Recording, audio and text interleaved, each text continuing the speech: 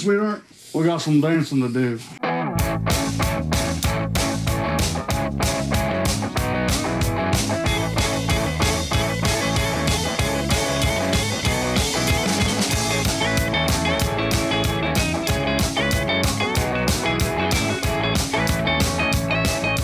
Hello and welcome to Cage Fighting. It is a musical episode today. Ein, zwei, drei, MusiCast 3. And so Matt Guy here to take the reins.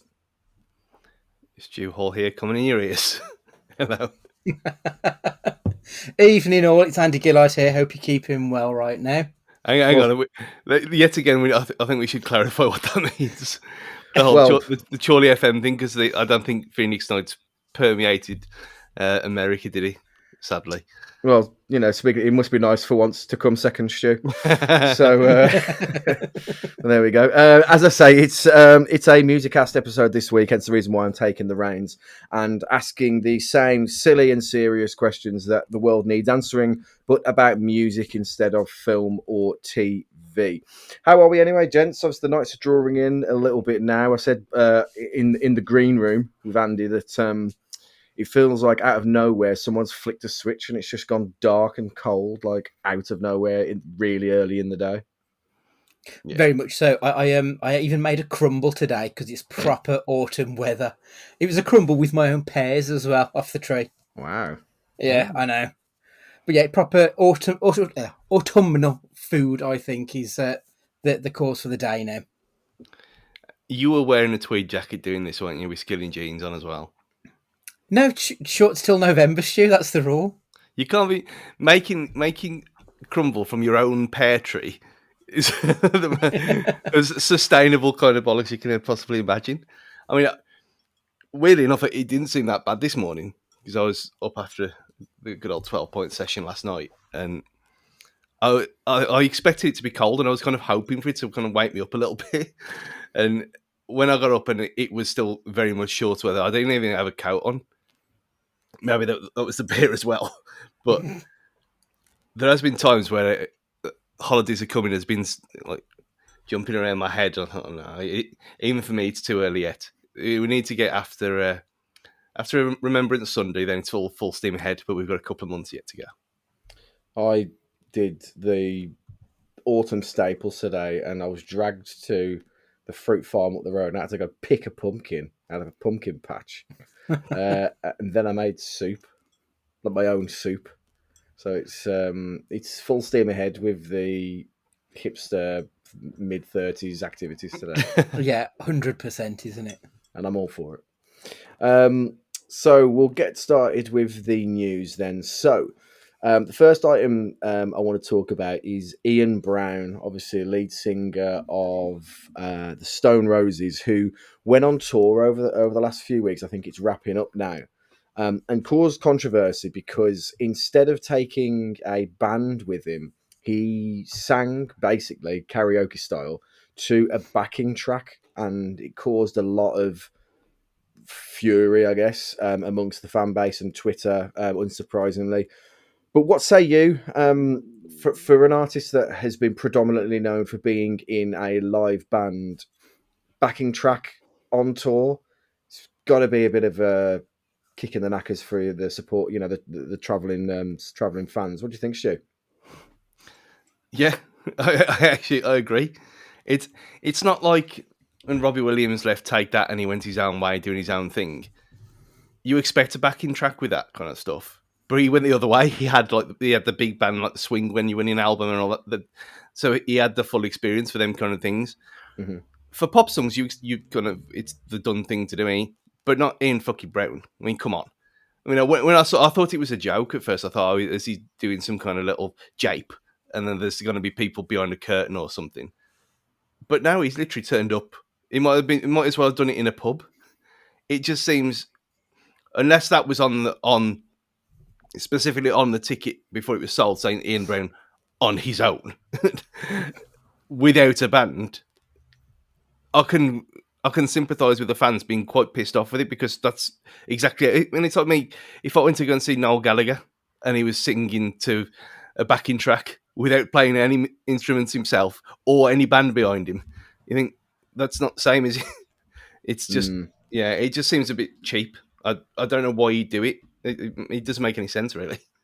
Yeah, no, I agree. Full stop. I mean, obviously, you two are both really, really into Oasis, and Liam Gallagher came out calling Ian Brown the king, saying Ian Brown and Sid Vicious, same thing, long live punk. I mean, singing to a backing track has got to be the most least punk thing around, surely. But I mean, Andy, from your point of view, where do you lie on this? And from Stone Roses are very much an impact in time band, and they had like a renaissance amongst like Adidas wearing youth of today. Almost, Yeah, it's yeah. all part of that kind of renaissance. But where what do you stand on this, and what are your thoughts on the Stone Roses in general? I like the Stone Roses. I mean, that first album is incredible. It's one of the best debut albums of any British rock band that's ever been. It's fantastic. But as a solo artist, Ian Brown can do one, to be perfectly honest. He hasn't done anywhere near enough for me to want to see him, let alone see him sing karaoke. Unless he was doing it for like £8 a ticket in the small room at the back of the little Civic in Wolverhampton, I don't want to see that. That's just crap. That just screams to me that I just need some money, so I'm going to try and get it out of all these fucking idiots who know my back catalogue, and they'll just feed off the fact that it's Ian Brown. It'll be his ego and his personality precedes him, so people will pay. And I know I'm guilty of it when I've been to see bands like I saw BDI, Liam Gallagher's much less successful band when he left Oasis. £25 a ticket. Granted, it was a proper band. It was absolute dog shit. The albums that they'd released before seeing them were crap anyway. So I don't know why. Well, I do know why. It's because it was Liam Gallagher. Mm-hmm. But that's not enough, really, especially in this day and age. Everyone's looking after the pennies at the moment, and understandably so. And I believe it was £21 or something ridiculous for that. I just found that really, really insulting to the fans to think that he can get away with doing something like that. Yeah, absolutely. Well said.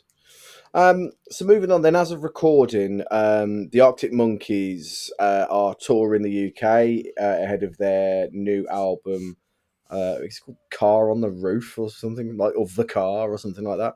And I noticed, they're supporting with the Hives, which makes me want to go.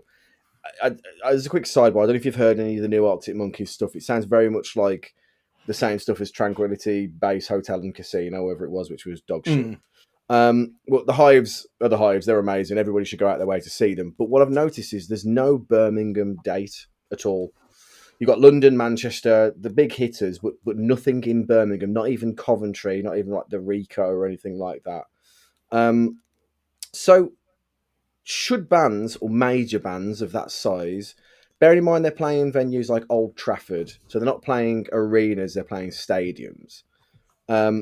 Should they play every major area, or should fans be expected to travel when it comes to seeing their favourite bands, Andy? I thought it's a really interesting question when you put this in the running order, because if you look at America, for example, people have to travel, and they will travel across states. They travel further than like the country of the United Kingdom to go and see their bands, and it's no big deal at all. They seem to accept that that's just their way of life. I mean, there's that saying that, what is it? Americans think 100 years is old, and the Brits think that 100 miles is far. And that's kind of how it feels, because Manchester's 60 odd miles. I saw the Arctic Monkeys, funnily enough, at Old Trafford Cricket Ground way back when. But it does feel like it's a bit of a trek to get up to Manchester. It's not just a case of just hopping in the car for half an hour and then you're there. It feels like it's a full day experience.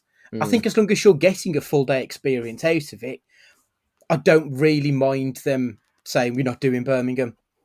But if it's a case of we're going to do an hour show and the Hives will be on for an hour before us, I'd be a little bit peeved that I've had to travel, maybe 2-3 hours to see a band just for them to do less than half of my travel time. Yeah. I mean, Stu, you're used to going the length and breadth of the country following Wolves and being disappointed in every postcode in this fair nation. So does travel mean the same to you if Aqua and the Venga boys had, a gig on, but it was in Yeovil? Would you be fine to go? I think it's very different with music, ain't it? Because it's football's a strange existence anyway. You either get it or you don't get it. And there's now trying to convince normal people that going to places like Palace away on a Tuesday night in in October is a good idea. No one will understand that. Music wise, if you said the same thing to them about that, you'd be looked at maybe even more judgmentally. I think it's a very English British thing. This is because I think because we are so much smaller than every other major country, we have major cities very close to each other, relatively speaking, but we demand that they come to us. And if they do not come to us, then they can fuck off. And that's it's very much the case. I mean, I don't get it from their point of view why they would do that anyway. You want to tick off the places, don't you? You want to do the Manchester or Liverpool. You want to do the Northeast. You want to do London, a couple of places down there. Maybe if you're being adventurous, go to Plymouth or Bristol or Cardiff. Then you got the Midlands. It's not even Wolverhampton. You're Birmingham, Leicester, Coventry, Nottingham even. But to not do any of that part of the country just seems a bit of a piss take, really. It doesn't make any sense. Like, you're just leaving money on the table for yourselves, and unless there's a logistical reason why not, then I don't get it. It was a strange one. I mean, maybe they'll announce a couple more dates. I don't know, but when I saw it at the time, and like Andy said, the cost of living is shot up, mortgages, energy, everything. So every financial hardship, or what is a luxury going to a gig and then adding fuel and a hotel. Me and Sam went to see Canterbacks in Nottingham earlier in September, and even just going to Nottingham felt like a right ball ache to go to a gig, and that's like literally up the road. So it's just strange how these things work. And finally, for news, FIFA 23 was released earlier last week with a very diverse soundtrack. And FIFA are kind of going for this thing where they're unearthing new artists, and it's very much a worldwide soundtrack these days. But with that goes the mantra that you don't really know anything that you're listening to on these games. So I want to ask you, what was the last great FIFA soundtrack, Stu? I mean, ever since you were able to play Spotify through the background anyway, that's what I've done in the ones that I've played because of all this absolute rubbish that's on at the minute. I mean, I know they're going for the Yes Brother and all the kind of the Adidas wearing ute, as you described them, and that's obviously not us. But it's gone so far from the glory days of like Song 2 being on FIFA 98. And you go, and it was like Kasabian in like FIFA 12, or I think it was, and things like that. You go from there to what we are now, and you've literally just completely changed music genre. It's mad. So for me, it's when you had things like Clubfoot and all that kind of stuff on it, because that's my kind of, and that's what we grew up with Soccer AM soundtrack being that, and now the Soccer AM soundtrack went for a while. It went to this kind of hip hoppy, whatever this nonsense is. Well, it's not even nonsense because it's not hip hop in the true term. I don't even know what it is. It's noise. That's the most old man thing to say anyway about music. But yeah, there is definitely a chance of us going to old man shout at cloud territory here. But Andy, from your point of view, obviously FIFA adapts with the times and popular music genre, and there was a time, especially in the early to mid 2000s, when indie rock music was popular music. It was pop, and we moved away from that in a FIFA sense. Can you remember a particular soundtrack or FIFA kind of few songs that really come to mind for you? Yeah, absolutely. I I went through Google. I thought I'd have a look at each year for like the last 20 odd years and see which ones really stand out to me. 13, which was the one with Clubfoot by Kasabian on, like that was quite high up there because that did have some indie-rific. I say indie-rific, they were closer to like your Kasabian, your more Britpop-y kind of sounds. But the one that really stood out to me is FIFA '09. So you've got Gasoline by the Airborne Toxic Event, like a band who came and went, but that song absolutely fucking kicks it. It's really cool. I'm Not Going to Teach Your Boyfriend How to Dance with You by the Black Kids, which is another really good electro God, I indie forgot song. about Like, so would I until I saw it on this list, and I've been listening to it like every other day since. It's fantastic. You've got CCS are on there. Damian Marley was on there. Duffy with Mercy, which not really my genre, but it was a very decent, though. popular song. Foles, Hot Chip, Junkie XL. You had Fast Fuse by Kasabian on there as well, and Runaway by Ladytron. It had a really good soundtrack to this one. So this one for me, FIFA 9, was the one that really stood head and shoulders above the rest. Oh yeah, that is great. I'd gone a little further back to 2004 as the one that really stood out for me because you had We Used to Be Friends by the Dandy Warhols. You had Rhythm Bandits Junior Senior. You had LSF by Kasabian, Train by Goldfrapp, Red Morning Light by Kings of Leon. Fool's Gold was on there by the Stone Roses. Lost Prophets was on there. We'll just skip past that. Mixomatosis was on there by Radiohead, and you had A Town Called Malice was on there. Jerk It Out by the Caesars was on there. It was just, there were some real tunes on that one as well. But I think that might be my next thing on my next few commutes into work. Might just make my way through the FIFA soundtracks, I think. Yeah, definitely. Yeah, it does sound good. Excellent. So moving on then to a little hot take corner action. Woodstock 99, the Netflix documentary. I know maybe HBO or someone else did one not that long ago, but specifically related to the Woodstock 99 Netflix documentary. Woodstock 99 was obviously widely condemned due to organisational issues in that documentary, talking about how the patrons that went were treated really poorly, the facilities were a shambles, and they were just treated as customers and cattle rather than people and experience. But there was very little criticism actually about the patrons and them taking any responsibility for their actions in the documentary themselves. We've had in the last 24 hours a really awful event in Indonesia in regards to football, and there's obviously police issues that are afoot there. And in the past, we've had things like Hillsborough and things where certain quarters will point fingers at the paying customers for their involvement as well as organisational issues. So what say you, taking it back to Woodstock 99, how did you feel about that, Stu, from your point of view? Should more fingers have been pointed at the actual people there that were causing the riots and the chaos and the sexual assaults and everything else? Or is the organisational thing the bigger issue? I mean, the rape stuff was absolutely outrageous. I don't know even how they could even try to pin that on because they were pissed off. That's just abhorrent. There's nothing that could even excuse that. You can excuse them getting pissed off, yeah, fine. You can excuse them being really hot and not having proper toilets. That's going to make you mad. But you could just see that it was a proper like mob mentality, and it turned from, oh yeah, let's make a bit of protest, to let's absolutely destroy everything in sight. And once it crossed that threshold, then it's completely on them. Being annoyed and lashing out, yeah, fine. That's understandable to a point.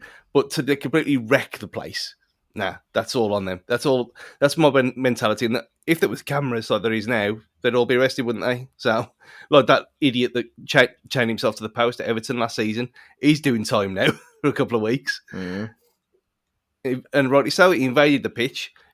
He ruined everyone's day, made himself a meme, and now he's in jail for 2 weeks. What did it achieve? Nothing. So, from that point of view, you can say, okay, yeah, he's been forced to do it, but his actions went so far the other way that now he's suffering for it, and rightly so. And that's exactly, for me, that's what the same with the Woodstock thing was. And other things. There's a point where people are to blame for pissing you off, but there's also a line, and you cross that line, you're on your own. Yeah. No, I get where you're coming from. So, Andy, from your point of view, obviously the documentary itself, mainly because it was probably a lot easier to get interviews with the organisers and actually structure this whole documentary than just speak to the actual festival goers themselves. You know, there's probably more, because it's behind the curtain, makes it a bit more interesting, but then that's how you point the finger of blame, I guess, to structure that documentary itself. Where do you lie with this? And, you know, is this just par for the course? It's how it's done to create an entertaining documentary, or should there have been more of be a bit more neutral in relation to who was to blame for what? They should be neutral on it, because there is no absolute right answer, is there, to it. There's a lot of grey areas. There's no black and white in this. No one's wholly right, no one's wholly wrong. There's a lot of blame to go around for what happened. There's this sort of... I remember I read this book it was about philosophy in relation to Grant Morrison's run on the Batman comic book, and it was talking about, should Batman kill the Joker? Which is obviously, it's an age-old question. Is it the right thing to kill a bad person to stop them from killing others? And the answer that I sort of resonated with most is that no, you shouldn't kill Joker in that instance, because the only thing you have any control over is your own actions. So to blame the faceless, nameless organisers completely strips the people away from their own actions. They're the ones who decided to rape and do these just heinous acts of violence against people. So they're the ones who really should hold the responsibility for their actions. Yeah, the organisers fucked up, but them fucking up doesn't mean that you get to sexually assault someone or, you know, almost murder someone to that extent. You have to take responsibility for your own actions. And it feels like that documentary was stripping those people of their agency. They were just a bunch of shitheads, and they deserve to have the book thrown at them for what they did. Yeah, no, I agree. Well said as well. I think it did a pretty good job, the documentary, of kind of condemning the assaults on women, in terms of everybody knew it was wrong, but then in the next breath it would say, well, you know, everybody was dehydrated, everybody was this, everybody was that. It just struck a chord with me a little bit that I didn't feel perfectly comfortable with, but hey ho, one of those things. So, Andy, have we had any listener questions for MusiCast? We've had a few in. We've got one from Mr. Dean Marsden. I think this might be the first time Dino has got in contact with us. He's got two questions. What is your guilty pleasure song, Matt? Ooh. Well, before Jota left Wolves, it would have been Voulez-Vous by ABBA.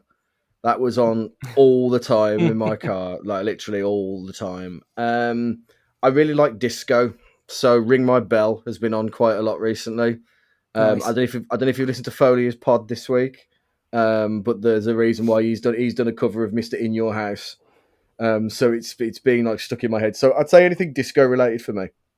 Cool.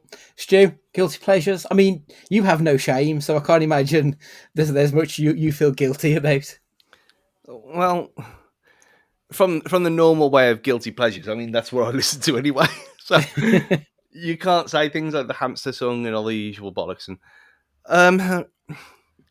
I suppose the Gary Glitter Christmas song is not great, really, in the circumstances. But it's a great song. And I know he does say, I like to hear the children sing as one of the lyrics. And I thought, oh, you'll bet you do, mate. But probably that for the wrong reasons. Because like you said, I have no shame. I mean, that's properly guilty, isn't it? I mean, that's guilty in a court of law. Dean also wanted to know if you could meet any past or present musical artist for a day, who would it be and why? Stu, who would you like to hang out with for a day? I mean, I kind of ruined that earlier. Noel Gallagher. Just because I think you could talk to him about more than just music. You got the football as well, and if you want to go a bit lovey as well, and a bit of nuisance politics thrown in, yeah, a bit of that as well. But yeah, he's just one of them idols who probably more than likely is an arsehole, like I assume everyone is. Yeah. But yeah, I think it'd be a really interesting time. See, I think I'd go for the opposite, and I'd go for Liam. Just I want to go on the sesh with Liam Gallagher. It'd be fucking nice. But you'd die though, wouldn't you? This is the problem. Of course I would. Of course I would. Matt, what have you got to say? This is going to be a proper shot in the dark here, but I think it'd be more because of, like, I know my dad would lose his shit, but I'd like to meet Bob Marley, of all people. Okay, right. Because of his kind of his way of life and the way that he lived and what he meant to a lot of people and his political views. And I just think, get a fatty bum batty on the go, sit with Bob Marley, and just have get me a box of special muffins, and we'll just have a class time. I think it'd be brilliant. Yeah, that sounds great. Richard Hobbs wants to know, what is your favourite movie OST? Matt, official soundtrack. Yeah, I think. I mean, I own a few. Forrest Gump was always my favourite because it really is just a history of Americana. But I'd probably go Trainspotting is the one I put on the most when I'm listening to a vinyl of a soundtrack. Yeah, Trainspotting's got a few absolute corkers on there. Cool. Stu? I mean, I'm sure we've actually answered this question on the podcast a couple of years ago. I'm drawn to ones that I have actually bought in the past. For a long time, it would have been Kevin and Perry Go Large. And similarly, the Full Monty soundtrack is great. But it's kind of cheating, I know, but Hamilton can't be beaten. It is great, yeah. I mean, for a soundtrack where it's actually from the people in it, yeah, it is excellent. Which is why, like, South Park, Bigger, Longer, Uncut movie, that would be quite high for me on my listen count. I've listened to that so many times, it's ridiculous. I think my favourite soundtrack currently is probably Baby Driver. That just seems to, like, run the gamut of year on year, just so many different genre of song which it pulls from. It's excellent. It's really, really good. I just think Edgar Wright has got an ear for that kind of thing, and he really demonstrates it on that film more than any other, personally. I mean, I know it's not a film, and we talked about it at the time, but probably the most played soundtrack of anything is the Peacemaker one from last year. It's so good, isn't it? Yeah, I think James Gunn had been updating that on Spotify, so just put it on and you just go away with it because it's fucking brilliant. And Andrew Wright has tweeted us. He wants to know, what lyric have you misheard, misinterpreted in a song, only to find out the actual lyric is something else entirely? So, misheard lyrics, Matt? I swear to God they turned this into an advert years ago, but More Than a Feeling by Journey, I think it was. I swear to God, at one point I thought it was bought it on eBay. And then, you know, the song, I was told this when I was young, so it wasn't I thought it was. I was told it. I trusted the people around me. But you know that song, was it talking about is it My Girl or was it My Guy? My Girl by The Temptations. Yes, I always thought it was Matt Guy. I was told it was that. We need to get that made up as a trailer. Yes, yeah, we do. I always was told it was that. So for the longest time, I believed that it was.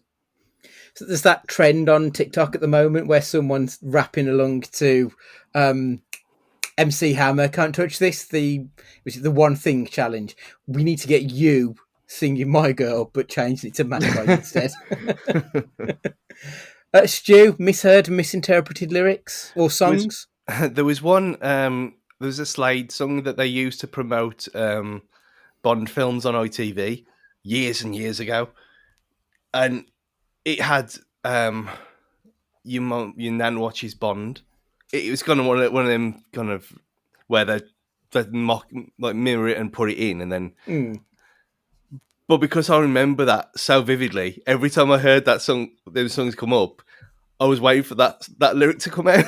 And obviously, it's not. It's obviously just changed for the advert, but still, I'll have to find the advert out later. But it was ITV modifying Slade songs, That sounds excellent. inserting words to them. Yeah, we'll have to find that on YouTube.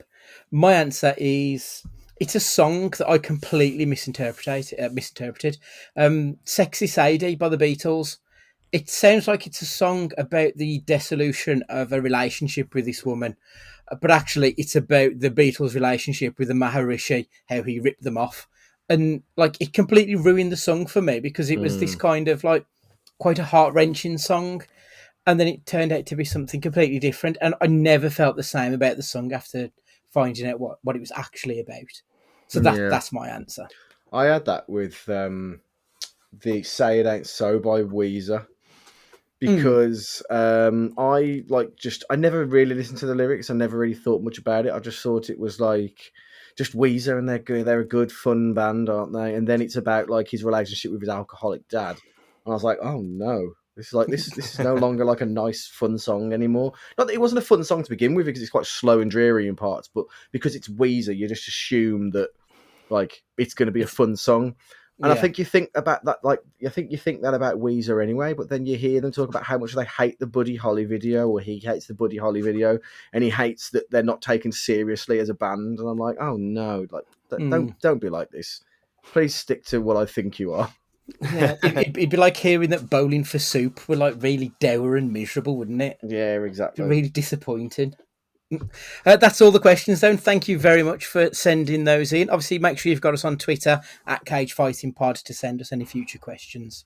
Splendid. Thank you very much. So I've got 3 questions for you here, the creme de la creme of music questions. So the first question I have is for you to tell me the best song that you didn't know until you found out, obviously, was a cover. Stu, Dancing in the Moonlight. talk to me. When did you feel, or what did you feel when you found out? I was gutted. I know Top Loader are a bit of a farce and a bit annoying. And I did watch. We went to see them once at the Academy in Birmingham, and they played Dancing in the Moonlight 3 times in the same set, beginning, middle, and end. But yeah, man, and I absolutely love that song. I'm not saying anything about my own music taste because it's absolutely everywhere, and I really don't care. But at the time, it was one of them earworms that you get. I mean, obviously, I bought the single because that's what you did back then. But I remember playing it. I think and I was listening to it, and my nan heard it, and she went, "Oh, who's that by?" I went, Top Loader. I said, "Oh, that's not original." I went, "Yes, it is." And what do you mean? I haven't heard this before. Well, it's not an original song; it's a cover. It's obviously been quite mad at the time, and look, it was very hard to look these things up. And it was in an article in it was in an article in NME. I think a few weeks later, because obviously they took the piss out of them, and I had to concede defeat to my own nan that I was wrong, and I felt quite sad really. And then when it was covered last year by someone else, my instant thing was, they can't cover Top Loader, even though it's a cover of a cover. But yeah, so that was. It might not be the best, but it's the best for me. Excellent. Andy, what about yourself? I've got a few honourable mentions and stuff, but I don't want to steal your thunder. I doubt I will, but just in case, I'll give you my answer and then can go over the others. My answer is Johnny Cash, "Hurt," because that was the song that sort of defined the end of Johnny Cash as a performer. He was very much approaching his deathbed, sadly. It was really sad to hear this song, and the emotion in his voice, it felt like it was genuine and heartfelt and sort of sadly beautiful. And then to find out it was a cover of a 9 Inch Nails song about heroin withdrawal symptoms. And it it felt like it took something away from it, a bit like the misinterpreted lyrics thing that I'd mentioned with Sexy Sadie.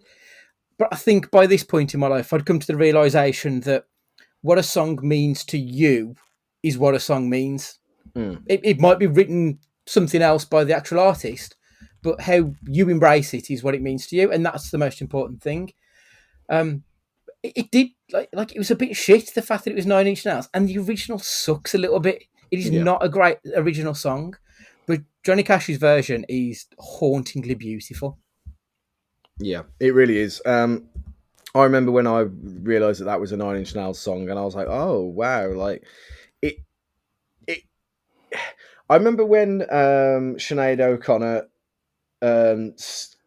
took Prince's "Nothing Compared to You," which isn't my answer. But Prince got really pissy and basically got annoyed that it's Sinead O'Connor's song. It's not Prince's song anymore. She took it from him, and it's her song, not his.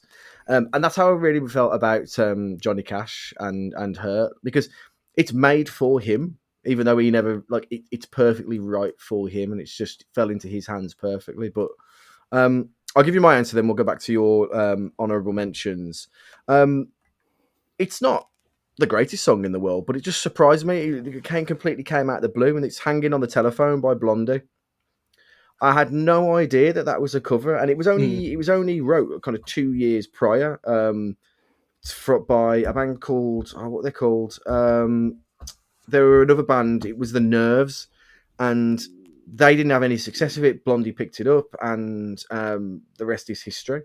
It was on Parallel Lines, which is kind of their breakthrough third album. And it's one of those that you just think of it was stolen, and everybody thinks of it as a Blondie song and nothing else. And it's just funny that these things. I saw a TikTok the other day, which was like songs that you had no idea were by other artists, and they're like huge songs that, like pop songs that were like 10 years ago that were probably ahead of its time at the time, and then they were picked up by some no talent pop idol wanker like years later who then make a living out of it themselves. But there you go. So when you think of like Soft Cell, the Tainted Love, I mean, which was also a really good cover by Marilyn Manson as well. I know he's very questionable, but it's a good song regardless. He very much took what was an okay song, and is it Mark Ormond from Soft Cell? I always get it mixed up, the guys from that era. He made it his own and made a really good song. And when you listen to the original, you think actually if that was released in the 70s or early 80s, that probably would have hit the market completely differently to the late 60s. You know what? I actually prefer the Marilyn Manson version. It's really good. It's very rare that you get a cover song where they completely change it and make it their own. And I think that is the success of a good cover song. When it's just a cover and it's exactly the same as the original, like, what's the point? But Marilyn Manson completely changed how that song is listened to. It made it sort of dirty and dirgy and dark. And it doesn't feel like that kind of song when you listen to any other version of it. It's a bit like Valerie. Hey, that's a completely... The one that everyone knows is not the version that... The original's very different to the druggy version. That always gets me. I always feel like a certain element of annoyance that the Zootons never got their due desserts for Valerie. Like, no one knows it's Valerie. They just know it's Amy Winehouse, don't they? Yeah. They got paid for it, though, so... Well, they got... Small mercies, I suppose. They would have got made bank for it, absolutely. Yeah. So what were some of your honourable mentions then, Andy, for this? I had a cheating answer, which was going to be the Verve Bittersweet Symphony. It's obviously a cover of the Stones, The Last Time. The music is, but the lyrics obviously are the Verve's own. These are ones that I only found out this week are covers, so this is why I've got them on here. In third place, 1987, George Harrison, Got My Mind Set on You. That was a cover of a James Ray song, which I had no idea. The Clash, 1979, I Fought the Law and the Law Won. It's a cover of the Crickets from 60s again. And Johnny Cash, Ring of Fire. That was actually a cover of an Anita Carter song. Anita Carter is Johnny Cash's sister-in-law, and the song was actually written by June Carter Cash. There you And go. I've got one for the most overrated cover song, Jeff Beck, Hallelujah. It's fucking shit. Awful song. Stu looks like he's about to put his head through the screen. I can't tell if he's annoyed by that one. No, he's just defacing the good name of Alexander Burke there. He deliberately. I'm sure he didn't do it intentionally. I'm sure he apologises. So question number 2 then. The best one-worded single released by a one-worded artist, i.e. Kiss by Prince. Because I put Tragedy by ABBA in the original notes for this, then realised it wasn't ABBA, which shocked me to my core. It's the Bee Gees, isn't it? It was the Bee Gees, yeah. But I always thought it was ABBA. We could have had Steps. I could have had Steps, actually. That's true. Probably the right answer, as far as Stu's concerned. But Stu, what's your favourite one-worded single by a one-worded artist? Tragedy by Steps. No, that was the first one that came into my head, obviously. But yeah, this was remarkably difficult because there was like ones that I looked at and I thought that doesn't count. I think that I got Paradise by Coldplay, but whatever. Coldplay being one word, being that, and like Meatloaf being 2 words, and the actual Meatloaf item is 1 word, which that annoyed me.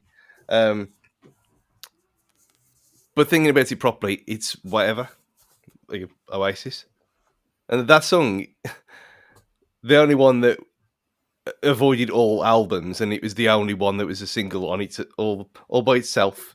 And I've got all 3 different versions of that. I've got the UK, the Japanese, and the American version on that single because there was different B-sides on them, weren't they? That's how they used to do it. So, and that music video was the first time I'd seen anyone eat French fries like that, where he just eats them like a bear. And even now, when there's a few left over, when I get to Mackey's or whatever, I'll still eat it like that. When it came out in the late 90s, nothing changes. Over 20 years ago. But it's not overrated anymore because people bring it up all the time. But I love that song more than almost any other Oasis song for whatever reason. Interesting. It is a belter.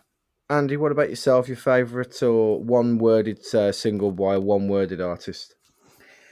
I see. I was so tempted to try and give a cheating answer. I was going to go with Genesis, but I know it's really Peter Gabriel for Sledgehammer. I was going to go with Jolene for Dolly, because everyone knows who Dolly is. You don't need to say Parton, but no, my answer. I've also gone for an Oasis song because I'm a basic bitch like that as well.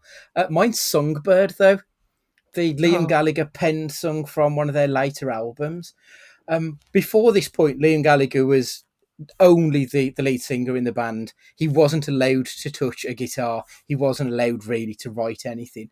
He wrote one B-side and he wrote Little James on Standing on the Shoulders of Giants, which is one of the worst songs I've ever heard on one of the worst albums I've ever heard.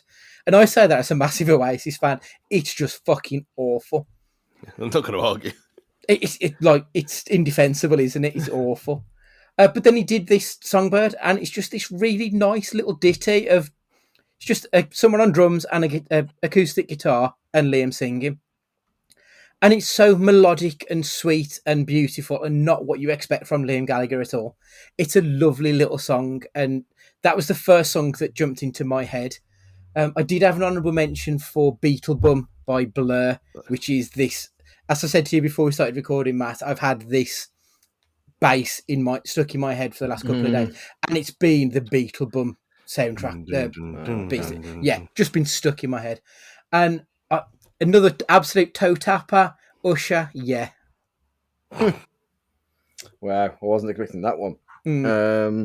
So for me, there was a couple really. I didn't want to go Blondie for both answers, so one of my honourable mentions was Atomic by Blondie, when they started to bring in kind of a bit more synth and a bit of disco sound into it. And Atomic's great, and it had like a couple of different remixes that got pushed out later into later down the years as well. That was really good. Strutter by Kiss, I really like as well. It's not as it's a bit more rock and roll than it is glam rock that Kiss kind of were. I really do like Strutter. But the answer that I'm going to give now, there's a great cover of this. If you want a more rockish version by a band called Mushroomhead, but it's Crazy by Seal. I Excellent absolutely song. love this song. It starts like you're being smacked in the face by the 90s. Like the tune and the synth and any of that kind of stuff, but then the second he starts singing and then the chorus is just really catchy, and it's anthemic without being a football anthem, or it's anthemic without needing to be in a stadium. It's just a great song by an artist that probably doesn't get the recognition he deserves, and ended up, appearing on Step Brothers, I think it was, and probably think of more of a bit of a joke now than anything. But yeah, Crazy by Seal is a great song, I think. I mean, I was sorry, Shea. I was just going to say I did think of another Seal song, funnily enough, and Killer. I thought it was an absolute belter. you kind of you almost expect, like, Where Do You Go by No Mercy to follow it on like one of them now 28 or something like that. Yeah, it definitely does like have its place in time, doesn't it? I think like it hits you straight away like a bullet. That time period, like it sounds like it, but at the same time, it is great. And last but by no means least, only one genre can survive: new metal or new romantic. What are you picking to save as why? Now I'm going to go first, and I, of course, easy peasy, you could guess this. I'm going to go for new metal. New metal, Limp Bizkit, Linkin Park, Slipknot weren't new metal, but they get lumped in it. System of a Down weren't new metal, but they get lumped in it as well. But other bands of that ilk, Korn, and then and so on and so forth. For me, it was music that not only defined a generation, as I'm sure new romantic music did as well, but it was the counterculture. It wasn't the popular thing that was going on. And without new metal, you wouldn't have had loads of artists today. Even shithouses like Ed Sheeran puts down that he loved like new metal and was influenced by that kind of stuff. And it's stuff that stands the test of time. You wouldn't listen to new romantic music when you're in a bad mood to cheer you up. It would only further your misery, I feel, if you listen to new romantic music. If you were fed up, new metal's there to raise the blood, raise the heartbeat, and get the blood flowing and pumping. And sometimes that's exactly what you need in music. That something that new romantic music doesn't. And it's not even sexy new romantic either. It's not like you can be a top shagger to new romantic either. So new metal for me is the one. Stu? Well, I mean, I deliberately put a Spandau Ballet song in the group chat the other day, and they got no response for people listening. Just blatantly ignored, and and it is. I'm actually really torn with it, because you got from probably the early age of, I don't know, 6 or 7 to, and the PS2 came out 2000. So you're talking a kind of like that part of my, like the first 16, 17 years until I was about, until I went to uni.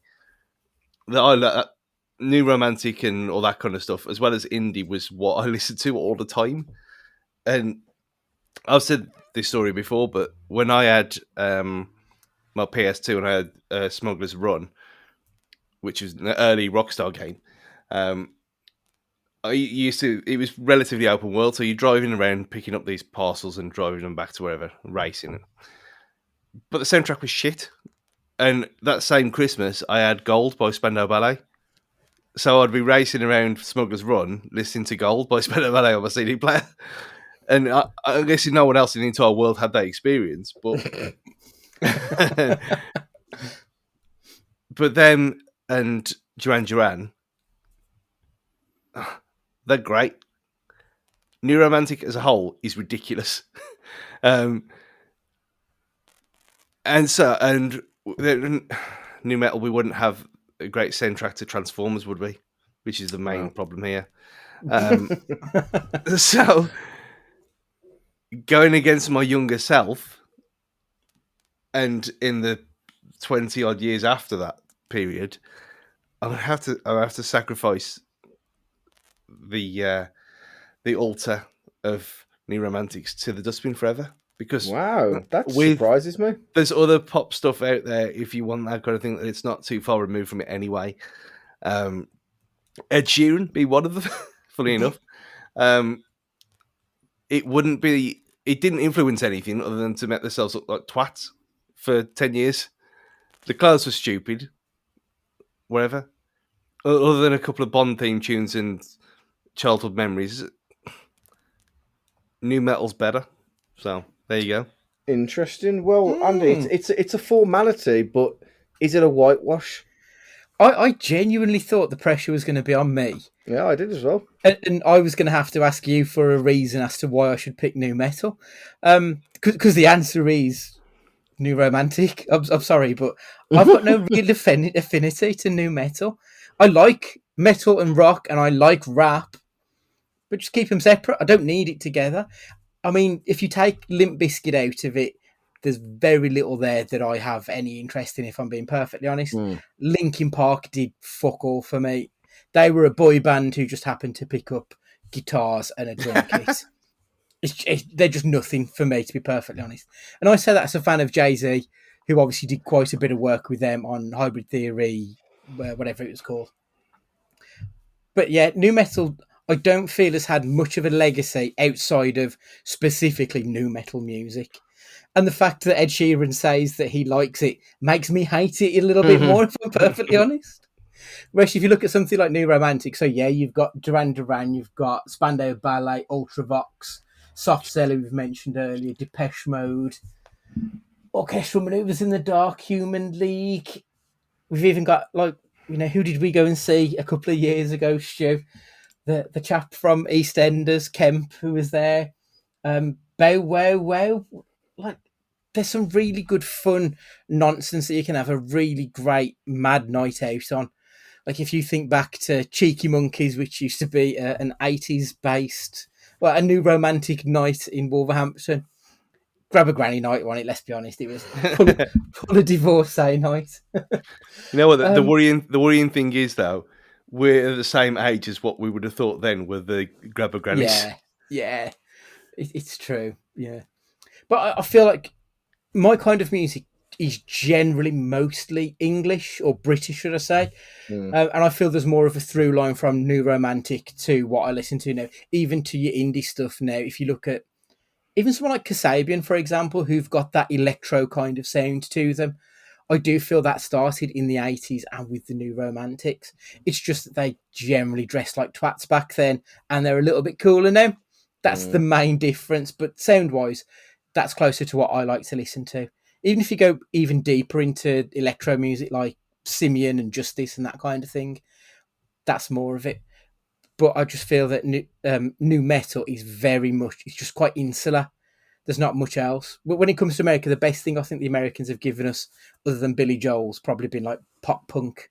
So you're Bowling for Soups and your Blink 182s, which isn't really new metal. So yeah, I thought I was gonna say I feel really sorry because I don't have to agree with Stu after his weekend of terrible opinions on football. I didn't want to have to back him up, but he's made it easy for me, so that's fine. Wow. Who else managed to get someone trending on Twitter?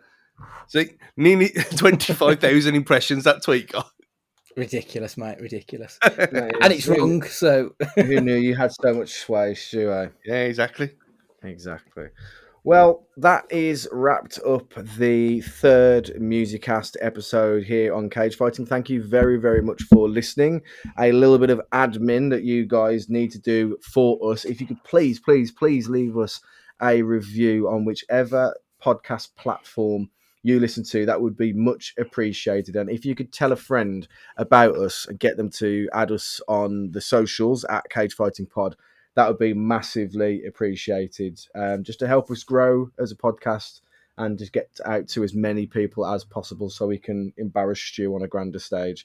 That would be most appreciated. Again, Cage Fighting Pod on the socials, cagefightingpod@gmail.com for any emails as well. If you'd like to request a question, or you'd like us to cover a specific bit of content, or even if you'd like us to do a picture pod of one of your favourite films, if we get, ask us nicely, you never know, we might do it. So please get in touch with us, and we will be happy to oblige. But for now, Stu, if you'd like to say goodbye. This means nothing to me, LVL. Andy, if you'd like to say goodbye. It's been a pleasure. Thanks a lot for listening. And from me, Matt Guy, goodbye, and remember, party on, dudes.